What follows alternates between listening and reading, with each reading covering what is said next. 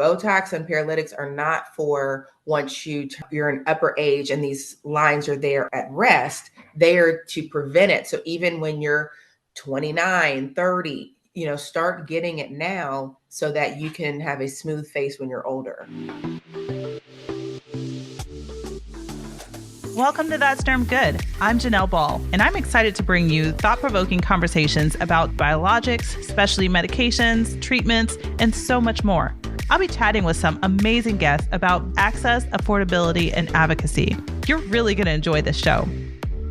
Welcome to That's Derm Good. Today, my guest is Mica Alexander. She is a nurse practitioner and co-owner of DermaWise Body Med Spa. Thank you for joining me, Mica. My pleasure.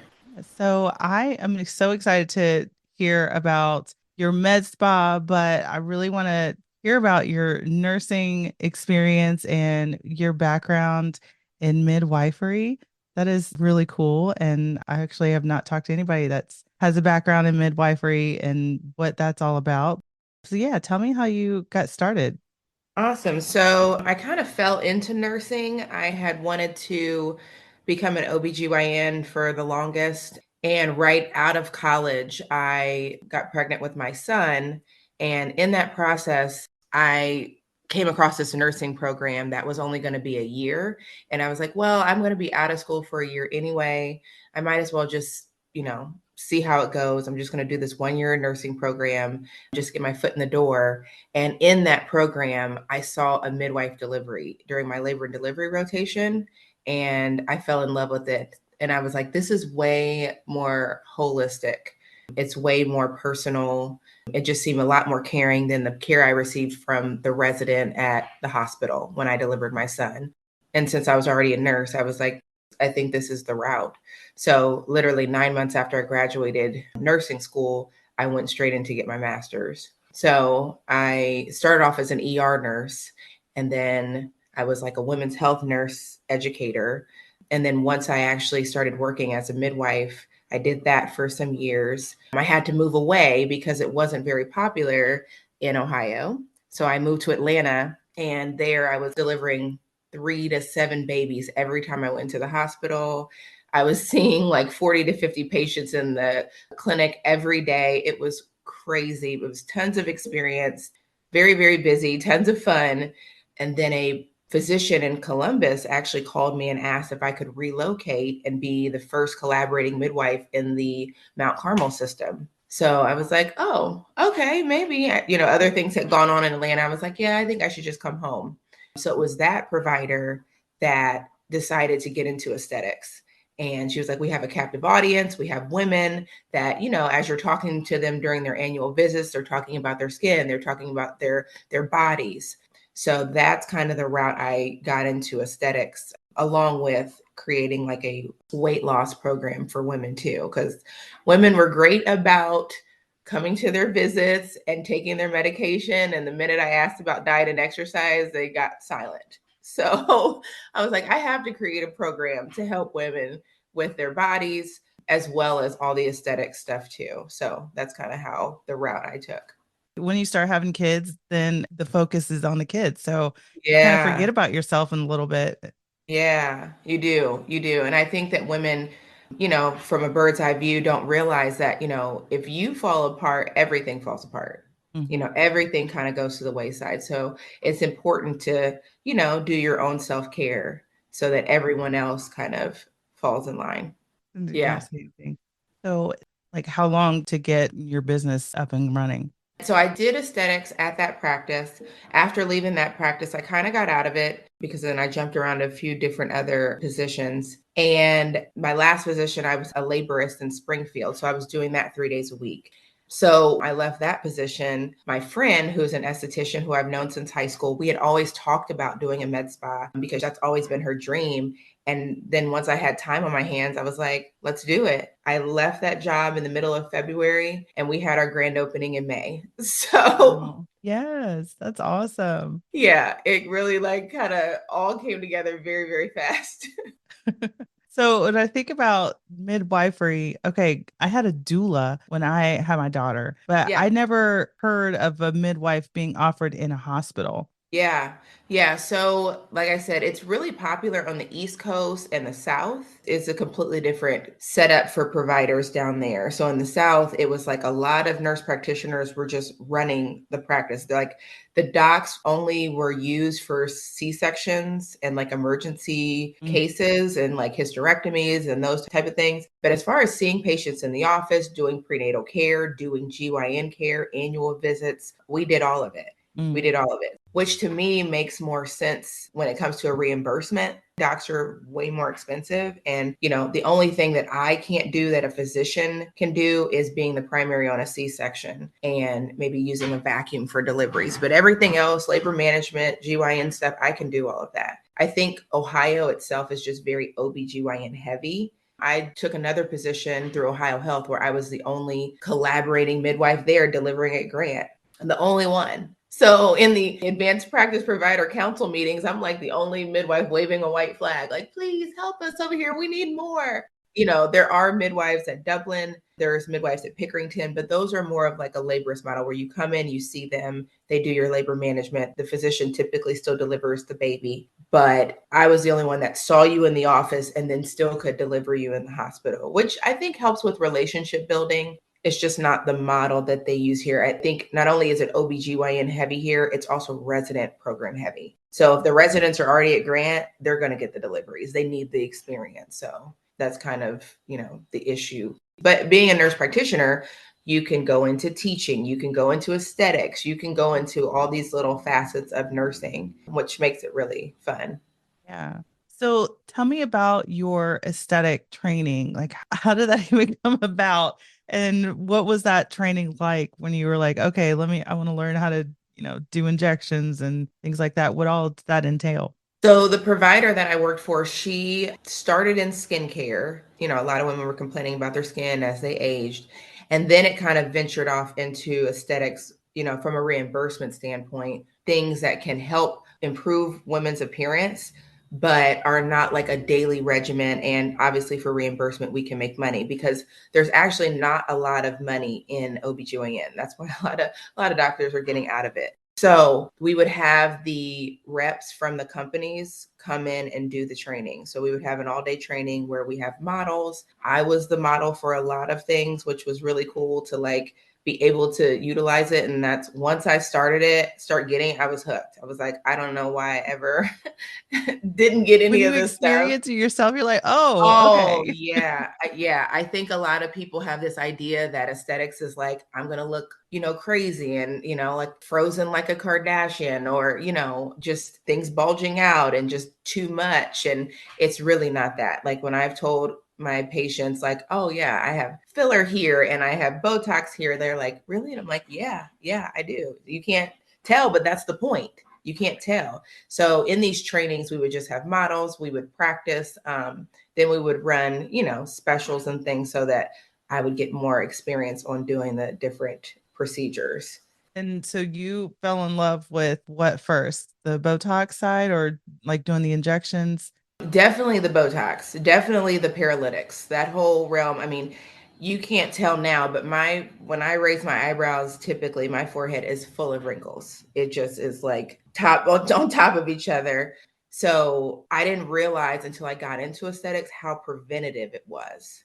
So your Botox and paralytics prevent the static lines at rest. And that is big because you've seen older people, they have all these lines in their forehead, they have the crow's feet, they have the frown, the 11s, the frown lines, and those are acquired when you don't do things to prevent them early on. So Botox and paralytics are not for once you're an upper age and these lines are there at rest. They are to prevent it. So even when you're 29, 30, start getting it now so that you can have a smooth face when you're older. So that was definitely the first thing that I fell in love with. Yeah. Okay, so you said 29, 30. Is that the age where you typically see a lot of people coming in to start getting Botox? I would say not in the Black community. In the Black community, they need a lot more teaching about this is what it's not. So even at our grand opening, we did a live demonstration of Botox. So they were, take away the myths and the fears behind it just to see what it looked like and see that it's not painful. and then a lot of before and afters. But everybody's face is different. Obviously, women with more melanin probably don't tend to need as much Botox or paralytics, but I think I was early 30s, like 30, 31, 32 when I started getting it. Yeah. Fascinating. So, what are some of the misconceptions, I guess, that people have about Botox? So I think the biggest misconception is that Botox and those type of paralytic toxins are filler. So filler, like Juvederm, things that make your lips plumper and your cheeks fuller. And I think that they think that's what that is. Like, oh, I'm going to look crazy. Everything's going to be popping out. I'm going to have these big cheeks. And it's not that. It is a paralytic, meaning it's freezing or paralyzing the muscle. And we make these faces all the time when we're looking at things, when we're talking expressively, and we don't even realize how much movement is actually going on in our face. So I just try to educate women. That's the biggest one. Like, it's not a filler. It's not going to plump up your face. It's just going to relax the muscle so that you don't have wrinkles, or that it's toxic to your body. That's another myth. Or it's really expensive. That's another myth. It's really not expensive. Even filler, if you look at the price of filler comparatively how long it lasts, paralytics last 3 to 4 months, depending on your metabolism. Filler can last 12 to 18 months. So yes, the price point is higher for filler, but it lasts a year and a half. Yeah. So it really, in the grand scheme of things, when you think about how many times you go to Starbucks, how many times you eat out, how many times you waste money on Amazon, it is nothing. It is nothing compared to those things. That's funny. That is so true. So, what about Dysport versus Botox? And then I think there's another one. I can't remember what the Oh my name gosh. is. There's a lot now. There's the Botox brand, there's Dysport, there's Jeuveau, there's Xeomin. I've done Xeomin before. You have done Xeomin? I don't know. I feel like Botox lasted longer. I've heard of somebody else using Jeuveau. Yeah. Yeah, I haven't tried that. We just actually got a sample in the clinic of Jeuveau, but we went with Xeomin just because Xeomin is what a lot of celebrities use, a lot of actors and actresses, just because you do still have movement, but it's not like the wrinkles are there, if that makes sense. Botox gives you more of a frozen look. And I think when you start with Botox, it's kind of hard to go back because you become so frozen with Botox. And I actually like the frozen look. I like just being Me like, too. no movement. But Xeomin, you still have some movement. So I think if you start with Xeomin, you're okay with Xeomin. If you start with Botox, anything else is like, why am I moving? I want to be frozen, Mhm. They both work. But, a lot of actors and actresses, they need to have movement in their face so that, they can be expressive in the movies. So a lot of them go with Xeomin. So, where all are you going to do your forehead, in between Yeah, eyebrows, frown lines, yeah, crow's feet. crow's feet? Oh, So a lot of the companies off label do lower face. So okay. on label, what's approved from the FDA is all nose and above. Now, Oh, trainers will tell you like you can do lower face for things, but we're not technically approved for that. okay. So a lot of the like smokers lines above the lip, that is a thing. I did, if someone has a gummy smile, like, when they smile and they see a lot of gums, you can paralyze that so it brings their lip down when they smile. If you have at rest, your mouth kind of turns down on the corners, you can put paralytic down there to kind of relax that so it's not pulling your jowls or your, smile down. The good thing is it doesn't last forever. It doesn't last forever. But I think the more you do it and the more you get comfortable with it as a provider, you can really achieve really good results. It's just you just have to get comfortable with it, especially for the lower face. And there's all these, cool tricks you can do with filler and Botox to try to put things back in place. And I think that's the next step for us is getting more into the fillers because a lot of our clientele may not want fuller lips. They already have that, but they definitely want to deal with the tear troughs. They definitely want to put filler in the tear troughs because as you get older, you lose bone around your eyes, around your nose. So if someone looks at their picture when they're 20 based on, comparatively to the picture when they're 50, their nose looks bigger. You have more sunken in space down here. Not necessarily because your actual features are changing, you're just losing bone. So there's things that you can do to kind of bring back that youthful look, and filler is involved with that. filler is more of an art. Hmm. You kind of have to get really good at it. Maybe that's why I've been scared of filler. I'm like, no, I don't need any filler in my face. But now as I get older, I'm like, oh, what is this? Hmm. What's happening here? Yeah, I think even for the provider, you just have to do a lot of them to feel really comfortable because it really is art. Paralytics are just, these are the set places. It's easy peasy. It's not a ton of guesswork to it, whereas filler is a little bit more nuanced. So, can you have an allergic reaction to Botox? I believe you can. I've never seen it, but there is something that you can inject in the space to kind of dissolve it, but I've never seen that. Yeah. And then I've heard that you can with filler as well, but you can also Hmm. get that dissolved. So, what is the reason? You see a lot of these celebrities, they're like, oh, I've got my filler dissolved. And, does it really dissolve or Yeah, but it breaks it down. So I think your body still has to metabolize it, but it breaks it down faster. So that's probably what they're talking about. yeah. Is there any after effects? Like if you've had it done for a long time? I think you can. I mean, the longer out that you don't get it, but I think it's almost the other effect that like you get used to seeing your face a certain way. And then that's where you see the extreme cases where you're like, oh my God, you've done way too much to your face. Because some people, it's almost like tattoos. Like Yeah. you get a few and you get crazy with it and you just keep getting more and more and it just becomes like an obsession. I think that's when people think of like, oh, I don't want to get anything done to my face. They think of those people that have just put way too much and now they're on botched and they look crazy. You know what I mean? So, Right. but for the vast majority of people, it's not like that. Yeah. So you were talking about indications. So is the indication by the specialty? So in dermatology, I know, most of the time you're getting Botox in your face, but I've gone to my neurologist and gotten Botox for my migraines. Hmm. And then I know that it's used for other things. Well, in derm, I guess for hyperhidrosis as well. Do you Yeah. do that as well, or? We can offer it. I don't think that there's anything that would stop me from doing that. Like I've had women ask about doing Botox in their underarms for sweating. So the actual Botox is obviously the same. I would just have to look up the procedure on how to do it. But yeah, that's an option. Now, when it comes to stuff like that, I would feel comfortable doing underarms. But when it comes to stuff like putting Botox in your bladder for bladder spasms, not my cup of tea. I'm going to leave that to the urologist or, you Right. know, the gynecologist to do something like that. It's wild that it's used for so many things. Yeah, it is. It's really an amazing drug. I don't know how long it's been around, but I'll definitely never not get Yeah. it. I know. It's like once you get hooked, then it's like, okay. And I'm like, oh man, Yeah, it's been a yeah, minute. I need to come yeah. find where you're at. I Yeah, see because you. I mean, I know when I was pregnant with my daughter, you're not supposed to get it. And then technically, when you're breastfeeding, you're not supposed to get it. So I went a long time and I'm like, I can see the difference. And other people can see the difference. When I first get it, or if it's been a while, they're like, you look really refreshed, or you look like you've had 12 hours of sleep. And then I've had cheek filler too. So those two things you can really tell when you look at before and afters, and other people can tell, like, you just look Yeah. younger. So I've heard about this thing, I guess has been trending is Brotox. Oh yeah, we have done Botox on men.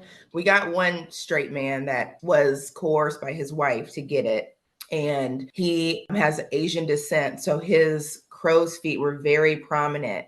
And I mean, they went away in a day. It was nuts. Even his forehead went away really fast. We have it on our Instagram page of him. But yeah, more men need to get into this because they're the ones that really, really have the thick static lines in their forehead. So we're trying to venture off into more men getting it. It doesn't have to be this taboo thing that it's like, oh, this is just for women. No, I think that you all, if you're honest, you want to look young too. Yeah, that's true. We all want to look good and feel good, right? Yeah, for sure. For So sure. tell me, what else does DermaWise do? So there's an aesthetic side. The other owner, she does all the aesthetics things like facials and dermaplaning and lashes. The DermaWise body side is we do IV hydration, we do paralytics like Botox or Jeuveau, ZMN. We also do medical weight loss. So we're giving out semaglutide, tirzepatide, which is commonly known as like the Wegovy, Ozempic, Manjaro. We also do B12 injections, fat loss injections, diet and nutrition training. I've been hearing a lot more about that too. Actually, I was just at another derm office and they were just getting ready to start doing the B12 injections. That I'm Mm-hmm. like, I need to get into this. I need to find out what this is and have Yeah. this done. Yeah, most people are probably deficient and don't know it. And they're like sluggish and tired. And I mean, caffeine is great, but it's not something you want to do every single day. So we try to teach about, the benefits of something more natural, the B12, like I said, and then just changing your diet. When someone comes in for a weight loss visit, we will talk about their nutrition and things that they can modify and change. Oh, and we just bought a laser. So we're doing laser hair removal, which is so exciting. Yes. I've been through the gamut of laser hair removal. I went to a lady who was super cheap, but the laser was terribly painful. With the other OBGYN provider, she had laser hair removal. And I'm like, this laser is painless. Like I was killing myself, like getting this laser hair removal because I was Oh, tired of shaving and having to deal with that when it can just be gone. It can be yeah. gone. So now we have laser hair removal. The laser also does microneedling with radioactive frequency, which is basically like heat. And then it also does like skin tightening and fat reduction in problem areas. So, coupled with the Really? weight loss, we have this machine too. Wow. So the micro needling machine also helps.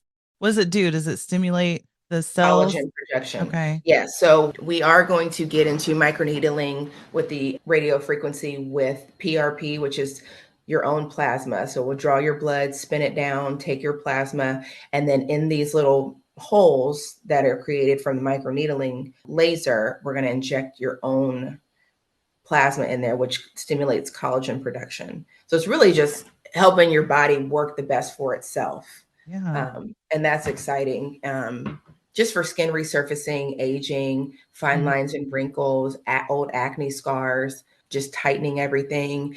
When we do it underneath the chin, it can like tighten your whole jawline, tighten your neck so you don't have that turkey neck. Yeah. So if you don't want to do anything that's super invasive, because even if you did liposuction underneath your chin, that skin still has laxity. You're still going to have the skin issue of it being loose now that you pulled all the fat out. Mhm. But with this laser, it'll help with both things. So it is really exciting. What is the downtime for that?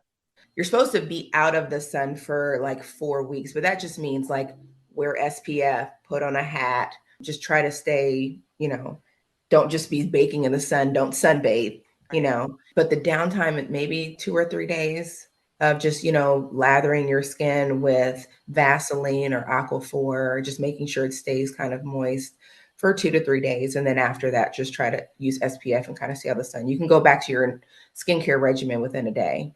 Mhm. Okay. Well, that's not bad at all. Mm-mm.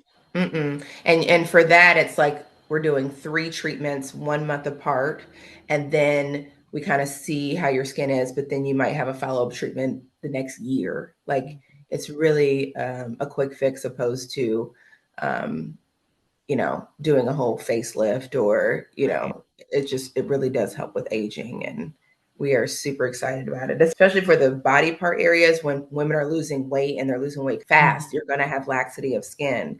So doing it on your lower abdomen, doing it on your arms, doing it on the back of your legs. There's a lot of cool things that, we're getting into with So do you that. numb first and then Oh, you yeah. kind of okay. So, yeah, you have to numb. We have like a higher percent lidocaine. So you numb for about an hour. Um, and then even when we were doing some people last week, they were like, we can't feel it. Like, I don't feel it at all, which is Wow. really Okay. cool. Yeah.